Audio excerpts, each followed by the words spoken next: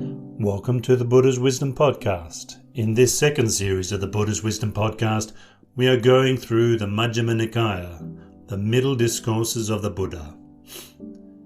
This episode is the 14th sutta of the Majjhima Nikaya, the Culadukkakkhanda Sutta, which translates as the shorter discourse on the mass of suffering. In this salient teaching, the Buddha explains to the layman Mahanama how sensual pleasures give little gratification and much suffering and distress, and how they are full of drawbacks. He goes on to talk about how the deep bliss and peace of meditation can help one to turn away from these sensual pleasures, which are the cause of so much suffering. This translation of the Culadukkakkhanda Sutta is by Bhikkhu Sujato, which can also be found on Sutta Central. This and other useful links can be found in the show notes below this episode.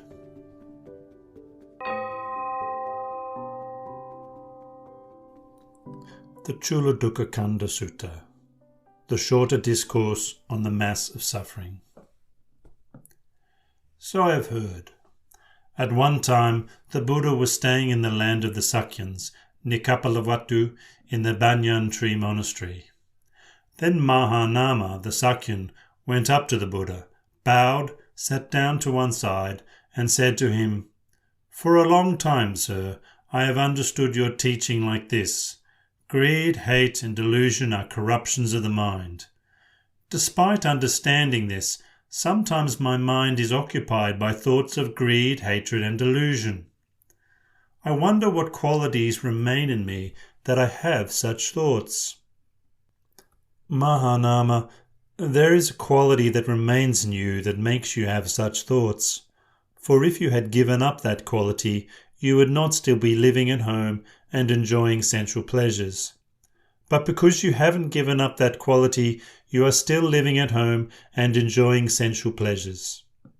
Sensual pleasures give little gratification and much suffering and distress, and they are all the more full of drawbacks.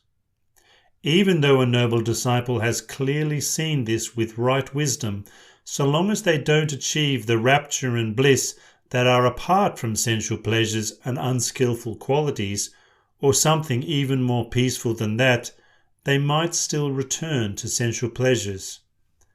But when they do achieve that rapture and bliss, or something more peaceful than that, they will not return to sensual pleasures. Before my awakening, when I was still unawakened but intent on awakening, I too clearly saw with right wisdom that sensual pleasures give little gratification and much suffering and distress, and they are all the more full of drawbacks. But so long as I didn't achieve the rapture and bliss that are apart from sensual pleasures and unskillful qualities, or something even more peaceful than that, I didn't announce that I would not return to sensual pleasures. But when I did achieve that rapture and bliss, or something more peaceful than that, I announced that I would not return to sensual pleasures. And what is the gratification of sensual pleasures? There are these 5 kinds of sensual stimulation. What 5? Sights known by the eye that are likable, desirable, agreeable, pleasant, sensual, and arousing. Sounds known by the ear. Smells known by the nose. Tastes known by the tongue. Touches known by the body that are likable, desirable, agreeable, pleasant, sensual, and arousing. These are the 5 kinds of sensual stimulation. The pleasure and happiness that arise from these 5 kinds of sensual stimulation, this is the gratification of sensual pleasures. And what is the drawback of sensual pleasures? It's when a gentleman earns a living by means such as computing, accounting, calculating, farming, trade, raising cattle, archery, government service, or one of the professions. But they must face cold and heat, being hurt by the touch of flies, mosquitoes, wind, sun, and reptiles, and risking death from hunger and thirst. This is the drawback of sensual pleasures apparent in this very life, a mass of suffering caused by sensual pleasures. That gentleman might try hard, strive and make an effort, but fail to earn any money. If this happens, they sorrow and wail and lament, beating their breast and falling into confusion, saying, "Oh, my hard work is wasted, my efforts are fruitless." This too is a drawback of sensual pleasures, apparent in this very life, a mass of suffering caused by sensual pleasures. That gentleman might try hard, strive and make an effort, and succeed in earning money.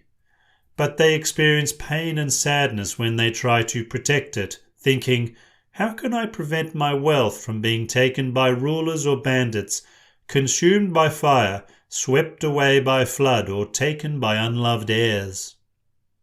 And even though they protect it and ward it, rulers or bandits take it, or fire consumes it, or flood sweeps it away, or unloved heirs take it. They sorrow and wail and lament, beating their breast and falling into confusion. What used to be mine is gone. This too is a drawback of sensual pleasures, apparent in this very life, a mass of suffering caused by sensual pleasures. Furthermore, for the sake of sensual pleasures, kings fight kings, aristocrats fight with aristocrats, Brahmins fight with Brahmins, and householders fight with householders.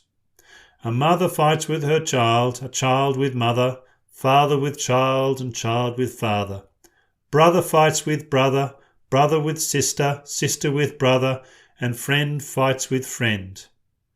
Once they've started quarrelling, arguing and disputing, they attack each other with fists, stones, rods and swords, resulting in death and deadly pain.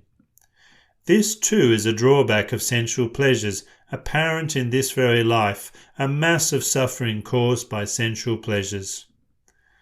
Furthermore, for the sake of sensual pleasures, they don their sword and shield, fasten their bow and arrows, and plunge into a battle massed on both sides, with arrows and spears flying and swords flashing. There they are struck with arrows and spears, and their heads are chopped off, resulting in death and deadly pain. This too is a drawback of sensual pleasures, apparent in this very life, a mass of suffering caused by sensual pleasures. Furthermore, for the sake of sensual pleasures, they don their sword and shield, fasten their bow and arrows, and charge wetly plastered bastions, with arrows and spears flying and swords flashing. There they are struck with arrows and spears, splashed with dung, crushed with spiked blocks, and their heads are chopped off, resulting in death and deadly pain. This too is a drawback of sensual pleasures, apparent in this very life, a mass of suffering caused by sensual pleasures. Furthermore, for the sake of sensual pleasures, they break into houses, plunder wealth, steal from isolated buildings, commit highway robbery, and commit adultery.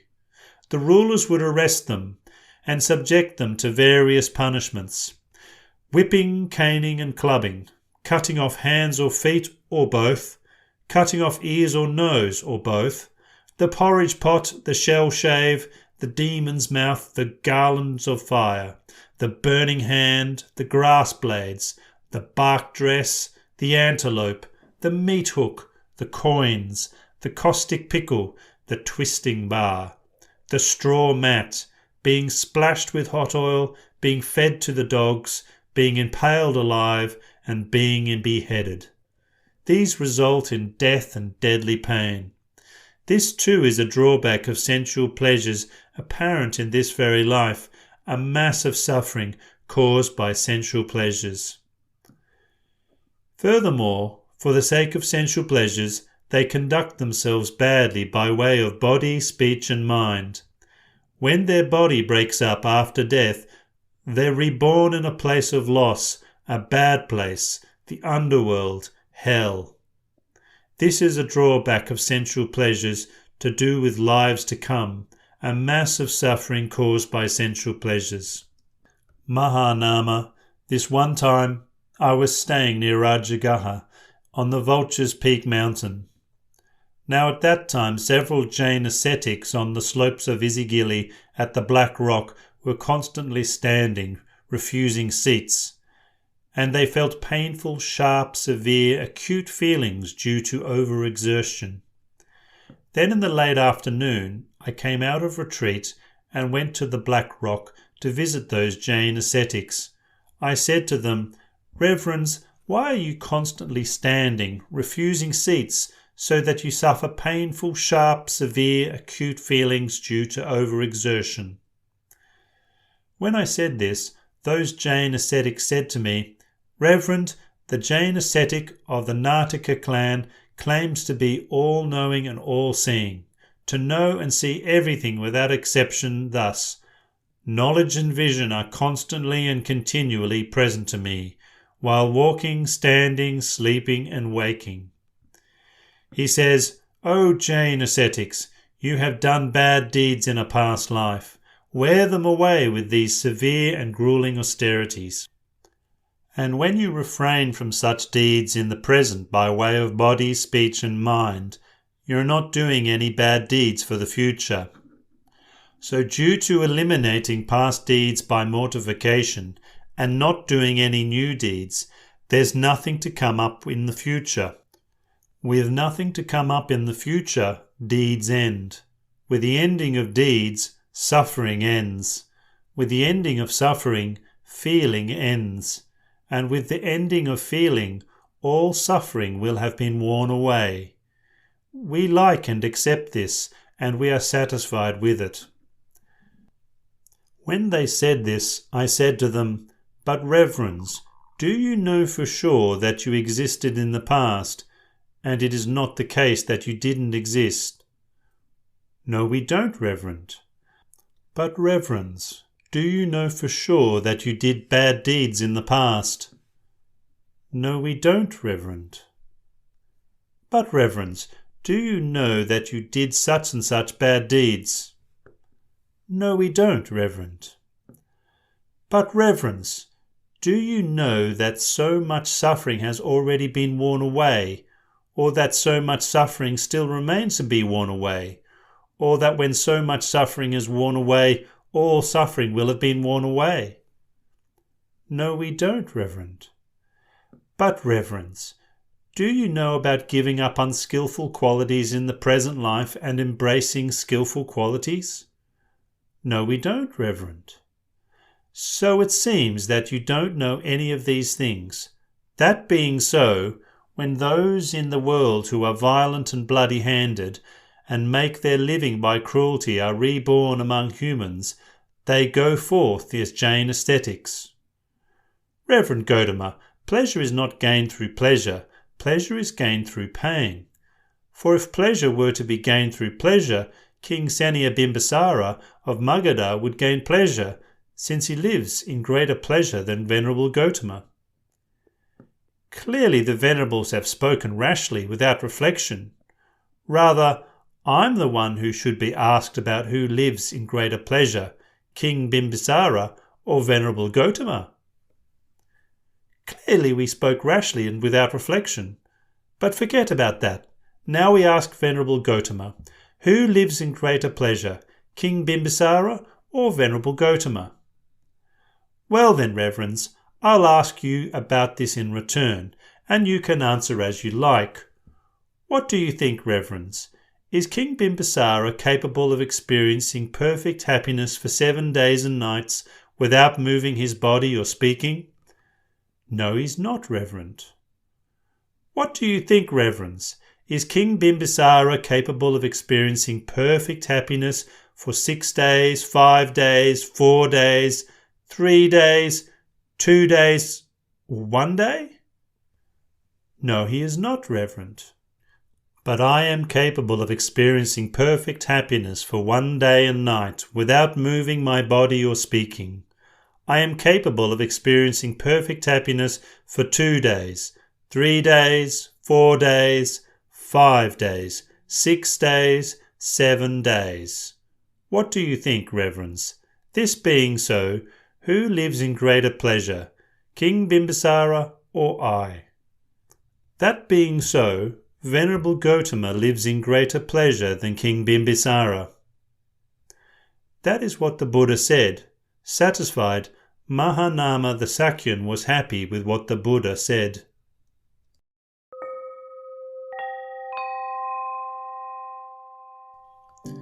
This ends the Culadukkakkhanda Sutta.